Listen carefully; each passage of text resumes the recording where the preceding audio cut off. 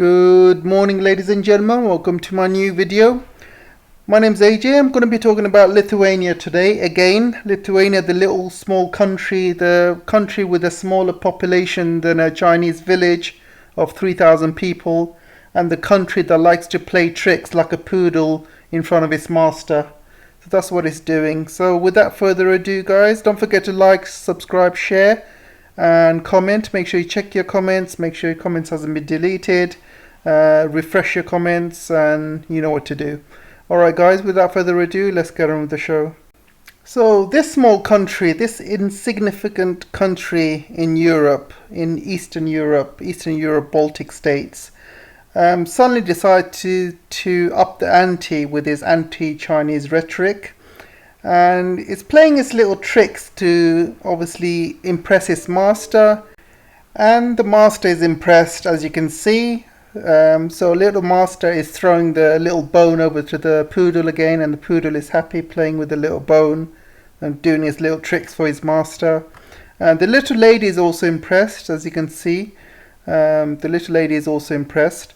So basically what they've done, Lithuania, if anyone hasn't seen the full story, Lithuania is going to allow Taiwan to open a de facto embassy there with its own name. I also like to add the fact that Lithuania has done this even though Europe and United States have agreed to the one China policy, and even United States and no other European country has done what Lithuania is doing right now. But Lithuania has been always a problem country for China. They've been causing a lot of trouble. For example, they left the 17-1 cooperation mechanism between China and Central Eastern Europe. They're saying that, on their argument, they're saying they haven't received any benefit from it. Well, you're not going to get any benefits from it straight away, are you? This is a long-term goal. This is a long-term solution. You're not going to... Belt and Road is not suddenly you're going to get benefits immediately overnight. You need to wait. Seriously, they haven't even waited like a week and they just left it. You need to be patient. You need to wait 5, 10, 20, 30, 40. It's a long-term benefit. Seriously, what kind of, basket are you guys from?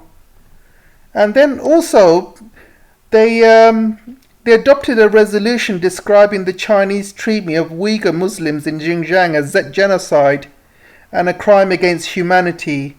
If you want to talk about crime against humanity, guys, let me tell you something. This is the little plaque that's in Lithuania town centre.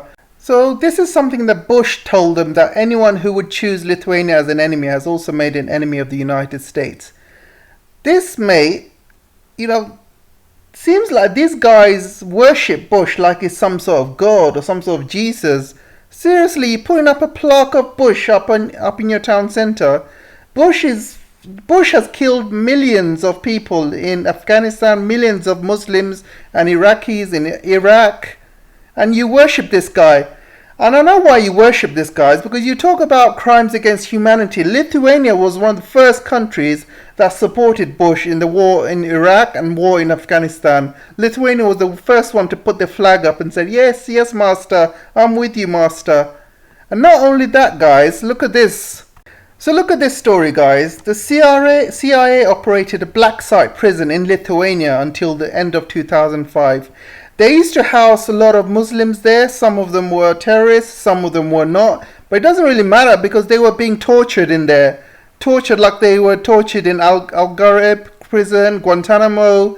And it completely goes beyond law or anything like that. And then these people are talking about human rights and crimes against humanity and Xinjiang when they do the exactly same thing under their soil. So don't give me that crap, okay? So I just want to end it by saying I agree with this statement. It's unwise and very dangerous for Lithuania to set up itself as a tool for the US. US economy is not going to last forever, mate. China is becoming the #1 economy over the next 10 years, and that's a guarantee. And US, it looks like it's going to collapse. I'm seeing the amount of debt that the US has at the moment. Plus now they're going to add extra debt on their infrastructure plan. China is on its way up and Russia's going to come up with it. And Russia's right on your doorstep. So there's no point pissing off China, Russia, all of these countries that are close to your borders, and even Belarus as well. You're pissing off Belarus. What is this going to gain for you in the long term? Fine, now you might think, oh, I'm making my master happy by doing all these tricks, etc. But what about 5 years, 10 years, 20 years, 30 years from now? Chinese don't forget and the Russians don't forget, and they're right on your border. What are you going to do then? The Chinese are very patient, and you will regret it one day. I guarantee you that. I'm not saying they're going to attack you, but you will regret it in economical terms. Anyway, that's all I wanted to say, guys. Let me know what your thoughts are, and don't forget to check your comments, and I'll speak to you in the next video.